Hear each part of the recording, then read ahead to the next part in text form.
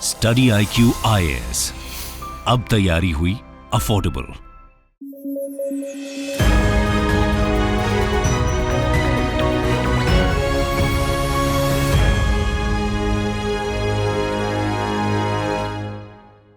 Hello everyone, on the behalf of study IQ मैं आदित्य वैभव आप सबका स्वागत करना चाहूँगा। तो दोस्तों, जैसा कि आप सब लोग मेरे पीछे थंबनेल पर देख ही रखे होंगे, स्टेट PCS को डेडिकेटेड स्टडी IQ PCS एक चैनल लॉन्च हो चुका है। तो आप सबसे रिक्वेस्ट है, एक बार इस चैनल को विजिट कीजिए और चैनल को सब्सक्राइब कीजिए और जितना हो सके अपने दोस्तों के साथ शेयर कीजिए, क्योंकि स्टडी IQ PCS का एक थीम है कि अब हम SDM बन के रहेंगे और ये सपना आपका और आपके इस सपने के साथ स्टडी IQ की टीम हमेशा साथ थी, साथ है और साथ रहेगी। तो चैनल को अपना ज़्यादा से ज़्यादा प्यार दें आप सब लोग। इसके अलावा ये मेरा शेड्यूल है, हर रोज शाम में 8 बजे हमारी और आपकी मुलाकात होती है।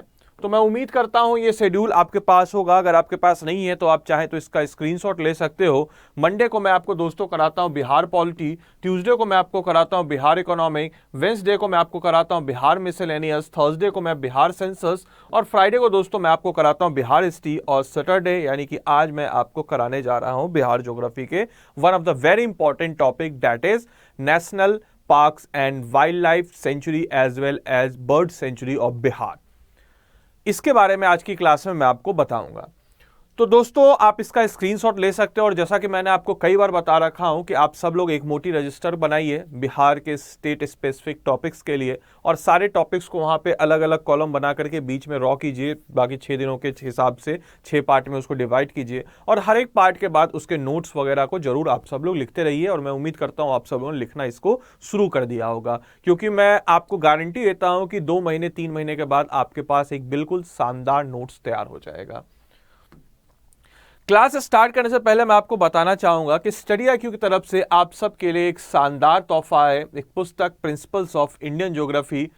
इसको आप घर बैठे बैठे फ्लिपकार्ट और अमेजॉन से ऑर्डर कर सकते हो। इस पुस्तक की खास बात है कि इस पुस्तक में आपको मिलेगा आसान भाषा और इसमें आपको कवर की गई है इंडिया की फिजिकल, ह्यूमन और इकोनॉमिक ज्योग्राफी।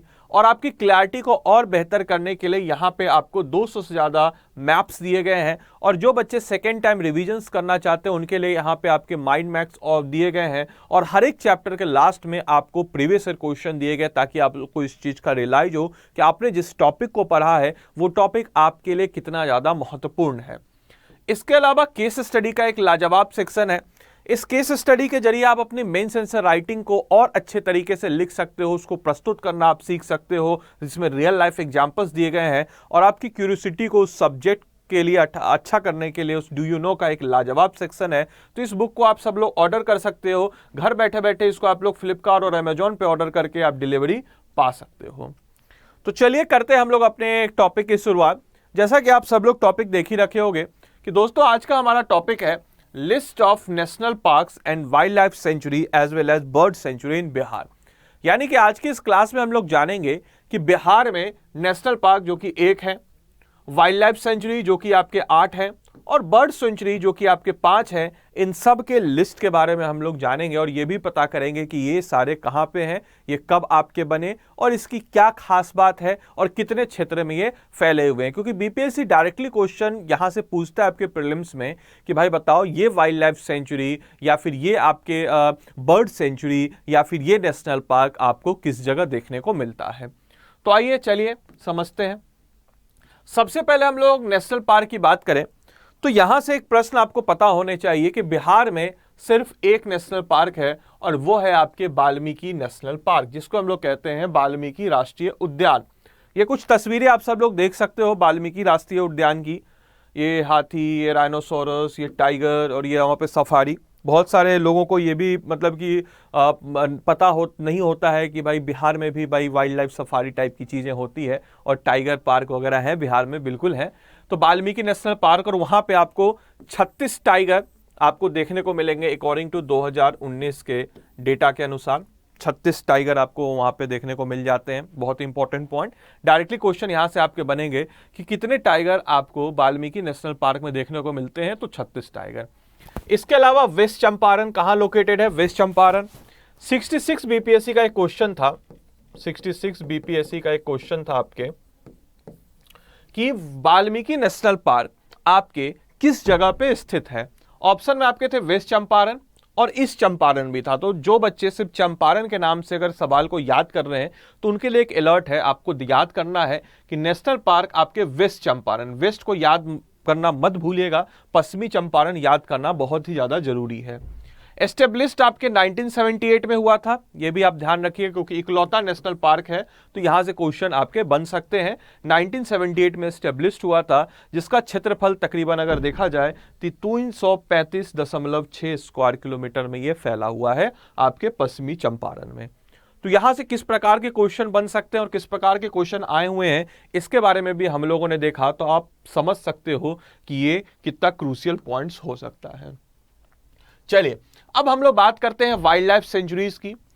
तो बिहार में सबसे पहले एक प्रश्न बनता है कि बिहार में कितने वाइल्ड लाइफ सेंचुरी यानी कि वन्य जीव अभ्यारण्य बिहार में आपको कितने देखने को मिलेंगे। तो टोटल आपको 8 वन्य जीव अभ्यारण्य यानी कि टोटल आपको 8 वाइल्ड लाइफ सेंचुरी बिहार में देखने को मिलती है। याद रखिएगा, बहुत ही फैक्चुअल क्वेश्चन है और क्वेश्चन में आपके बीपीएससी ये क्वेश्चन पूछ रखा है कि कितने वाइल्ड लाइफ सेंचुरी हैं। ऑप्शंस आपके दे सकते हैं वहां पे 5, 6, 7, 8 या फिर E none of the above, more than above, जो जैसा बीपीएससी का ट्रेंड होता है। तो आपको जवाब देना है कि हाँ भाई 8 वाइल्ड लाइफ सेंचुरी बिहार में देखने को मिलती है। कौन कौन सी, एक झलक देख लेते हैं कौन सी कहां पे है। यहां से क्वेश्चन अमूमन सिर्फ इतना ही बन सकता है कि कौन सी वाइल्ड लाइफ सेंचुरी या कौन सी वन्यजीव अभ्यारण्य आपके किस जगह पे है। यही ऐसे ही क्वेश्चन बीपीएससी में अमूमन पूछे जाते हैं। तो वाल्मीकि वन्य प्राणी सेंचुरी जो है ये आपको कहां पे देखने को मिलेगा, पश्चिमी चंपारण। अगेन पश्चिमी चंपारण 880.78 स्क्वायर किलोमीटर, उतना ज्यादा इंपॉर्टेंट नहीं है, सिर्फ मैंने एज इट इज एक बार इसको गो थ्रू कर लीजिएगा इस डेटा को। बाकी इसको बस याद रखिएगा, वाल्मीकि वन्य प्राणी सेंचुरी जो है ये आपके कहां पे है, तो ये भी आपके वेस्ट चंपारण यानी कि पश्चिमी चंपारण में देखने को मिलता है। दूसरी wild life sanctuary Gautam Buddha bird sanctuary, इसको वाइल्ड लाइफ सेंचुरी का भी दर्जा है। इसके अलावा इसकी जब हम लोग बात करते हैं तो ये है आपके गया में और ये स्टेब्लिश्ड आपके हुई है 1971 में और ये बेसिकली आपके 259.5 स्क्वायर किलोमीटर में फैला हुआ है। इसके अलावा तीसरी वाइल्ड लाइफ सेंचुरी की हम लोग बात करते हैं तो ये बहुत ही इंपॉर्टेंट है और प्रीवियस ईयर क्वेश्चन भी है। तीसरी वाइल्ड लाइफ सेंचुरी जो है वो है आपके भीम बांध सेंचुरी यानी कि भीम बांध अभ्यारण्य। ठीक है, भीम बांध अभ्यारण्य, भीम बांध वाइल्ड लाइफ सेंचुरी, ये आपके कहां पे है। ये क्वेश्चन बीपीएससी प्रीवियस ईयर में पूछा गया था कि भीम बांध सेंचुरी आपको कहां पे देखने को मिलता है, तो ये आपके मुंगेर में देखने को मिलता है। बीपीएससी का ये प्रीवियस ईयर क्वेश्चन है कि भीम बांध अभ्यारण्य किस जगह पे है, मुंगेर में है। कब एस्टेब्लिश हुआ, 1976। ये भी आपका प्रीवियस ईयर क्वेश्चन, अमूमन डेट से क्वेश्चन नहीं आते हैं बट यहां से एक आ रखा है तो मैंने आपको पॉइंट आउट करा दिया है। कितने क्षेत्र में फैला हुआ है, तो 681.99 स्क्वायर किलोमीटर। चौथे वाइल्ड लाइफ सेंचुरी की हम लोग बात करते हैं तो उदयपुर वन्य प्राणी सेंचुरी। ये जो उदयपुर से आप कंफ्यूज मत होइएगा, राजस्थान से, उदयपुर वन्य प्राणी सेंचुरी जो है ये भी आपके पश्चिमी चंपारण वेस्ट चंपारण में है। तो वेस्ट चंपारण से आप देखिएगा बहुत सारे आपके नेशनल पार्क और वाइल्ड लाइफ सेंचुरी हैं, तो इसको थोड़ा सा ध्यान रखिएगा। और जो बच्चे वेस्ट चंपारण जिले से ताल्लुकात रखते हैं उनके लिए इंटरव्यू के लिए भी काफी ज्यादा महत्वपूर्ण बन सकता है, इसको आप ध्यान रखिएगा। 1978 में एस्टेब्लिश्ड हुआ, केवल 8.87 स्क्वायर किलोमीटर में फैला हुआ उदयपुर वन्य प्राणी सेंचुरी। यहां से क्वेश्चन बन सकते हैं क्योंकि यहाँ पे वेस्ट चंपारण मतलब क्वेश्चन अमूमन बीपीएससी ऐसे ही बनाता है जिसका कोई क्लू ना मिले। तो उदयपुर नाम में जुड़ा हुआ है, किसी बच्चों को क्लू ही नहीं मिलेगा कि भाई उदयपुर वेस्ट चंपारण में भी हो सकता है, पश्चिमी चंपारण में भी हो सकता है, वो कंफ्यूज हो जाएगा। ऑप्शन में आपके वेस्ट चंपारण के साथ साथ ईस्ट चंपारण भी होगा, तो चंपारण से याद करने की कभी भी गलती मत कीजिएगा। वेस्ट चंपारण को आप वेस्ट चंपारण यानी कि पश्चिमी चंपारण से याद करें तो ज्यादा बेहतर होगा। अगले उस पे बढ़ते हैं तो कैमूर सेंचुरी यानी कि कैमूर अभ्यारण्य की हम लोग बात करते हैं। तो ये देखिए बहुत ही खूबसूरत सा ये आपको कैमूर वन्यजीव अभ्यारण्य है। देखिए बहुत खूबसूरत है, बिहार टूरिज्म भी काफ़ी ज़्यादा इसके ऐड करती है, मतलब मेट्रो वगैरह में मैं जाता हूँ तो देखता हूँ कि भाई इसके ऐड आपको नज़र आ जाएंगे, तो काफ़ी खूबसूरत है। जरूर एक बार मौका मिले बीपीएससी एग्जाम क्लियर करने के बाद जरूर इन सब जगहों पर विजिट कीजिएगा। तो कैमूर सेंचुरी आपको कहाँ पे देखने को मिलता है, तो रोहतास में देखने को मिलता है। 1979 में एस्टेब्लिश्ड हुआ है, ध्यान रखिएगा। यहां से क्वेश्चन आपके पोटेंशियल क्वेश्चन बन सकते हैं, पोटेंशियल क्वेश्चन कि कैमूर सेंचुरी आपको कहां पे देखने को मिलता है, रोहतास में देखने को मिलता है। कब एस्टेब्लिश हुआ? 1979 में हुआ। और कितने क्षेत्रफल में फैला हुआ है? तो 1342 स्क्वायर किलोमीटर में फैला हुआ है। बहुत खूबसूरत सी जगह है, तो जरूर एक बार इसको आप लोग विजिट कीजिएगा। बाकी एग्जाम के लिए बस याद रखिए कैमूर वाइल्ड लाइफ सेंचुरी आपके रोहतास में है, इसको आप लोग ध्यान रख सकते हैं। अगले इस पे बढ़ते हैं, पंथ वन्य प्राणी सेंचुरी। ये आपको कहां पे देखने को मिलेगा? ये भी बहुत खूबसूरत सी जगह है, ये आपको नालंदा में। ये बहुत इंपॉर्टेंट है क्योंकि यहां से दूर दूर तक, ये तो चलो फिर भी थोड़ा सा क्लू इंसान को मिल सकता है कि कैमूर है तो रोहतास हो सकता है, लेकिन हालांकि वहां भी क्लू नहीं मिल सकता क्योंकि ऑप्शन में आपके कैमूर भी होगा, तो ध्यान रखिएगा इस चीज को। कैमूर है रोहतास में। बाकी पंथ वन्य प्राणी सेंचुरी ये कहाँ है? ये है आपके नालंदा में। याद रखिएगा, पंथ वन्य प्राणी सेंचुरी, पंथ वन्य प्राणी अभ्यारण्य जो है ये है आपके नालंदा में। 1978 में स्टेब्लिश्ड होता है और 36.84 स्क्वायर किलोमीटर में ये आपके फैला हुआ है। क्वेश्चन कैसे बनेंगे मैंने आपको बता दिया, फॉर्मेट समझा दिया। तो मेरे जिस क्लास का पॉइंट यही होता है कि आपको एग्जाम सेंट्रिक रूप से तैयार किया जाए, कि आप एग्जाम में जाओ और वो पोर्शंस को मैं टच करता हूं जो पोर्शन से डायरेक्टली बीपीएससी क्वेश्चन पूछता है। और ये सारे के सारे जो पीडीएफ्स या फिर जो क्लासेस बनाई जाती है, बहुत ही ज्यादा रिसर्च के द्वारा बनाई जाती है, प्रीवियस क्वेश्चंस को देखते हुए बनाई जाती है। तो आप लोग चिंता मत कीजिए, आप लोग की तैयारी बिल्कुल अच्छी चल रही है, इस चीज के लिए आप श्योर रहिए। और बाकी मैं रेगुलरली टेस्ट भी लेते रहता हूं, जो लोग मुझे फॉलो करते हैं उनको पता होगा कि टेस्ट भी मैं रेगुलरली लेता हूं। बाकी क्लास अच्छी लग रही हो, वीडियो को जरूर लाइक आप लोग कीजिएगा। विक्रमशिला गंगेटिक डॉल्फिन, चलिए एक सवाल आप लोगों से कमेंट बॉक्स में लिखिएगा कि विक्रमशिला गंगेटिक डॉल्फिन सेंचुरी, ये तो आपके भागलपुर में नजर आ जाती है, मैप पे देखिए। आपको मुझे बताना है कि डॉल्फिन रिहैबिलिटेशन सेंटर भी आपको मुझे बताना है, डॉल्फिन रिसर्च सेंटर बिहार में कहां पे है। ध्यान रखिएगा, दो प्रश्न है, डॉल्फिन रिसर्च सेंटर और डॉल्फिन रिहैबिलिटेशन सेंटर बिहार में ही है, कहां पे है आपको कमेंट बॉक्स में लिख के बताना है। गंगेटिक डॉल्फिन रिसर्च सेंटर, फिर से सुन लीजिए, रिसर्च सेंटर लिख ही देता हूं, रिसर्च सेंटर एंड आपके रिहैबिलिटेशन सेंटर कहां पे, यहां पे है, आप लोग को कमेंट बॉक्स में लिख के बताना। दोनों अलग अलग चीजें अलग अलग जगह पे है, हिंट दे देता हूं। चलिए, विक्रमशिला गंगेटिक डॉल्फिन की जब हम लोग बात करते हैं दोस्तों, तो ये आपके बिहार में भागलपुर जिले में देखने को मिलती है। ये देखिए, ये है गंगेटिक डॉल्फिन। इसके अलावा गंगेटिक डॉल्फिन बिहार की राजकीय वाटर एनिमल भी है, और इसके अलावा देश की भी ये राजकीय, देश की भी आपकी राष्ट्रीय वाटर एनिमल आपको देखने को मिलती है गंगेटिक डॉल्फिन। इसको आप लोग ध्यान रखिएगा, ठीक है। इसके अलावा मुझे आप लोग कमेंट बॉक्स में ये भी बताएंगे, गंगेटिक डॉल्फिन की चर्चा हो गई तो आप लोग मुझे ये भी बताएंगे, ठीक है। इंडस डॉल्फिन जो है वो आपकी एकदम ज्योग्राफी का टाइप का क्वेश्चन। इंडस डॉल्फिन जो है किस देश की राष्ट्रीय जल पशु है? किस देश का राष्ट्रीय जल पशु आपके इंडस डॉल्फिन है? और इरावती डॉल्फिन किस देश का, ये भी बताइए। इंडस डॉल्फिन और इरावती डॉल्फिन, इरावती नदी, और इरावती नदी कहां बहती है ये आप बता देंगे तो बता ही दीजिएगा। ये दोनों आपका होमवर्क है, जब डॉल्फिन की चर्चा हो गई तो ये दोनों आप बता दीजिएगा। भागलपुर में है 1990 में, और इसके अलावा 50 किलोमीटर की लंबाई है। ये जो क्षेत्र आप लोग देख रहे होंगे, इतनी लंबाई है यहाँ पे आपको देखने को नजर आ जाती है विक्रमशिला गंगेटिक डॉल्फिन सेंचुरी। 8वें नंबर पे रजौली वाइल्ड लाइफ सेंचुरी। तो रजौली वाइल्ड लाइफ सेंचुरी आपको कहां पे देखने को मिलेगी? बहुत ही इंपॉर्टेंट है, क्योंकि नाम से क्लू नहीं मिल रहा है तो बीपीएससी पूछ सकता है।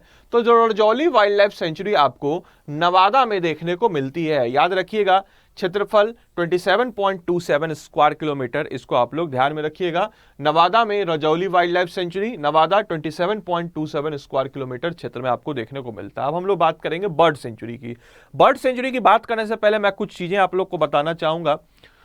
दोस्तों, डिस्काउंट अवेलेबल है अगर आप बिहार पीएससी बीपीएससी की तैयारी करना चाहते हो, और आपका जो सपना एसडीएम बनने का, वो सपने की तरफ आप बढ़ रहे हो, मुझे पता है आप मेरे साथ रोज जुड़ते हो, अपने सपनों की तरफ बढ़ रहे हो, उसको एक दूसरे सब्जेक्ट और बाकी सारे सब्जेक्ट को भी पढ़ के एक अच्छे तरीके से बढ़ना चाहते हो, तो आप स्टडी IQ का सुपर लर्निंग डेज अभी चल रहा है, तो इसको आप ले सकते हो। इस ऑफर को, बिहार पीसीएस का ये ऑफर आपको सिर्फ और सिर्फ मिलेगा 4,999 में। ये रेट आपका 16,000 दिखाई देगा, बट जैसे ही आप इस कोड को अप्लाई करोगे, AD स्टेट यानी कि ये मेरा कोड है AD, याद रखिएगा आदित्य सर से AD हो जाएगा स्टेट। जैसे इस कोड का आप अप्लाई करोगे AD स्टेट, आपकी फी हो जाएगी 4,999। और अगर मान के चलिए आप यूपीएससी और बिहार पीएससी दोनों का कंबाइंड कॉम्बो लेना चाहते हो, यानी कि यूपीएससी और बीपीएससी दोनों की तैयारी करना चाहते हो, दोनों का कंबाइंड कॉम्बो लेना चाहते हो, तो केवल 11,999 रुपए में आपको मिल जाएगा यूपीएससी और बिहार पीएससी का कोड। आपको अप्लाई करना है AD स्टेट, याद रखिएगा। क्योंकि अब स्टडी IQ का एक सपना है कि तैयारी को हमें बनाना है अफोर्डेबल, और एक एक लोगों तक, एक एक बच्चों तक इस तैयारी को पहुंचाना, इस क्वालिटी एजुकेशन को पहुंचाना है। तो इसीलिए हम लोगों ने इतनी फी को कम कर रखा है। तो आप लोग सरप्राइज मत होइएगा, सर इतना फी कम कैसे है, और इतने में तो सर यूपीएससी और बीपीएससी इतना कम, या फिर बीपीएससी का इतना कम क्यों है। तो तैयारी, हम लोग का थीम ही यही है कि तैयारी को करना है हमें अफोर्डेबल। तो जल्द से जल्द अगर आपका प्लान कर रहे हैं तो जल्द से जल्द आप लोग ले सकते हो इसको। खैर, क्लास अच्छी लग रही हो तो वीडियो को जरूर लाइक कीजिएगा। बर्ड सेंचुरी की हम लोग बात करते हैं, पक्षी अभ्यारण्य। तो सबसे पहले यहां से प्रश्न आपके बनते हैं कि पक्षी अभ्यारण्य आपके कितने हैं। तो बिहार में पक्षी अभ्यारण्य आपको 5 देखने को मिलते हैं। डायरेक्टली क्वेश्चन बनेगा पक्षी अभ्यारण्य कितने हैं, तो यहां पे आपको नजर आएंगे 5, जिसमें से पहला है कुशेश्वर स्थान बर्ड सेंचुरी, जो कि आपके कहां पे है दोस्तों, तो दरभंगा में है। ठीक है, मुझे बहुत ही धुंधली यादें यहां से, मतलब बहुत बचपन की बहुत सारी यादें मेरी खुद जुड़ी हुई है कुशेश्वर स्थान से, क्योंकि मैं भी दरभंगा से ही ताल्लुकात रखता हूं। तो कुशेश्वर स्थान जो बर्ड सेंचुरी है, ये आपको दरभंगा से देखने को मिलेगी। कब एस्टेब्लिश्ड हुई, 1994। और ये बेसिकली कितने क्षेत्रफल में फैला हुआ है, तो 29.17 स्क्वायर किलोमीटर में आपका एरिया फैला हुआ है। दूर दूर से प्रवासी पक्षी आपको कुशेश्वर स्थान बर्ड सेंचुरी में आते हैं। ये एरिया तो आपको दरभंगा का पड़ता है, लेकिन समस्तीपुर भी थोड़ा ही सा इसके आगे आपके पड़ जाता है। बाकी आप लोग याद कीजिएगा, दरभंगा से इसको ध्यान से आप रख सकते हैं। कुशेश्वर स्थान बर्ड सेंचुरी दरभंगा। ये ज्यादातर टाइम साल में फ्लडेड रहता है, इसको ये पॉइंट लिख दीजिए, फ्लडेड। और यहां पे आपको ऑक्सबो लेक फॉर्म होते हैं बहुत सारे। अब आप लोगों में से कई लोगों के दिमाग में आएगा सर ऑक्सबो लेक क्या होता है, और ऑक्सबो लेक को बिहार में हम लोग कहते हैं चौर। जो लोग बेसिकली खासकर नॉर्थ बिहार के होंगे, उत्तर बिहार के होंगे, वो लोग कनेक्ट कर रहे होंगे मेरे इस बातों से। चौर क्या होता है, बचपन में आप लोग क्रिकेट खेलने जाते होंगे चौर में। तो चौर बेसिकली जो ऑक्सबो लेक होता है वही आपके चौर फॉर्म हो जाता है। डायग्राम के थ्रू समझाने की कोशिश करता हूं, देखिएगा। जैसे एक नदी है, बह रही है नदी, नदी में आ गई बाढ़। अब जैसी नदी में आ गई बाढ़ तो पूरे एरिया में फैल गई। अब बाढ़ आने के बाद क्या हुआ, कुछ टाइम के बाद ये ब्लॉकेज हो गया। ये मान के चलिए ये एरिया ब्लॉकेज हो गया, क्योंकि नदी अपने रास्ते पे चलने लगी, बाढ़ खत्म हो गया तो। लेकिन ये जो पानी का हिस्सा ये देखिए यू शेप में है, ऑक्स बो, मतलब कि ऑक्स का बैल का बो मतलब नाल, यानी कि बैल की नाल। तो यू शेप में आपके फॉर्म हो जाता है लेक, और इसे ही हम लोग कहते हैं ऑक्सबो लेक, जो कि आपके फ्लडेड एरिया में खासकर उत्तर बिहार में बहुत ज्यादा फॉर्म होती है। अगले इस पे हम लोग बढ़ते हैं, बरेला झील सलीम जुब्बा सहनी बर्ड सेंचुरी। बहुत ही खूबसूरत है, कभी जरूर इसको विजिट कीजिएगा। ये जो है आपके बरलिया झील सलीम अली जुब्बा सहनी पक्षी अभ्यारण्य जो है, यहाँ आप लोग जरूर विजिट कीजिएगा। ज़्यादा मतलब कि बहुत ही मतलब समझिए खूबसूरत सी जगह है, वैशाली जिले में आपको पड़ती है। 1997 से एस्टेब्लिश्ड हुई है और 197.91 स्क्वायर किलोमीटर में फैली हुई है।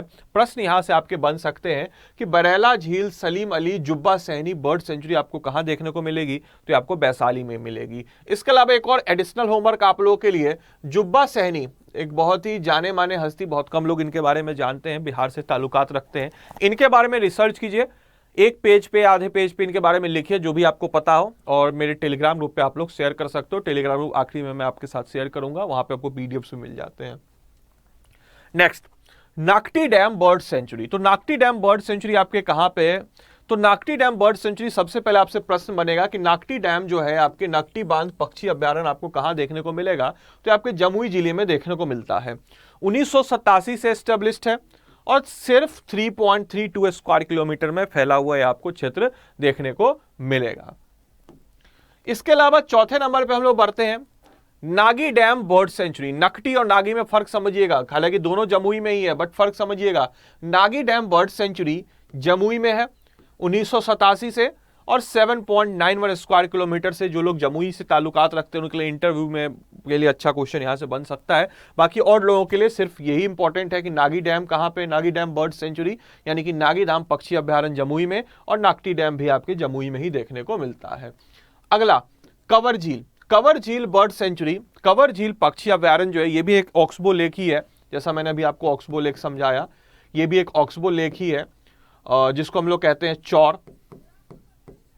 और याद रखिएगा दोस्तों, इसके अलावा बिहार का पहला रामासर साइट अगर कह सकते हो तो वो है आपके कवर झील, जो कि आपके 39 नंबर का रामासर साइट था। इसको याद रखिएगा, ये भी क्वेश्चन आपके लिए इंपॉर्टेंट है। अभी 67 बीपीएससी जो एग्जाम कैंसिल हो गया वहां पे क्वेश्चन आपके बना था।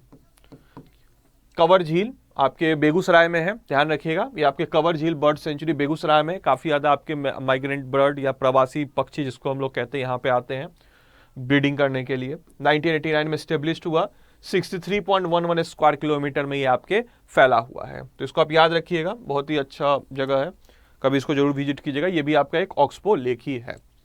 तो इस तरीके से हम लोगों ने दोस्तों 5 बर्ड सेंचुरीज यानी कि पक्षी अभ्यारण्य, 8 वाइल्ड लाइफ सेंचुरी वन्यजीव अभ्यारण्य और 1 नेशनल पार्क बिहार के हम लोगों ने कर लिए कवर अप। तो मैं उम्मीद करता हूं ये क्लास आपको अच्छी लगी हो। बाकी और कुछ चीजें मैं आपको बताना चाहूंगा, वीडियो अच्छी लगी हो जरूर लाइक कीजिएगा, दोस्तों के साथ जरूर शेयर कीजिएगा। आपके कुछ सुझाव, कुछ अगर आप मुझे फॉलो अप करना चाहते हो मुझसे कुछ चीज़, क्योंकि इंस्टाग्राम में बहुत सारे अच्छी अच्छी चीज़ें अपलोड करते रहता हूं, तो आप इंस्टाग्राम पे फॉलो कर सकते हो, फेसबुक से कनेक्ट कर सकते हो, ट्विटर पे कनेक्ट कर सकते हो, मेल पे अपने सजेशंस दे सकते हो, कुछ क्वारी पूछ सकते हो aditya.vaibhav@studiiq.com। बाकी ये मेरा टेलीग्राम ग्रुप है crack it with Aditya, Telegram पे जाइए, सर्च कीजिए, ग्रुप ज्वाइन कीजिए। क्लास की इमीडिएट बात यहाँ पे आपको मिल जाती है पीडीएफ, प्लस आपके जो भी चीज़ें पूछ रही हो यहाँ पे आपको बहुत सारे स्टडी मटेरियल्स भी मिल जाएंगे, और पिछले क्लास के सारे पीडीएफ्स यहाँ पे आपको अवेलेबल हैं। इसके अलावा बहुत सारे स्टडी मटेरियल्स भी अवेलेबल हैं, तो आप चाहे तो इनको एक्सेस कर सकते हो यहाँ पे टेलीग्राम ग्रुप पे जा करके, क्रैक इट विथ आदित्य। बाकी मैं उम्मीद करता हूँ ये क्लास आपको अच्छी लगी हो, आपने इस क्लास को अच्छे से एंजॉय किया हो। So thank you and thanks for joining the class. Thank you.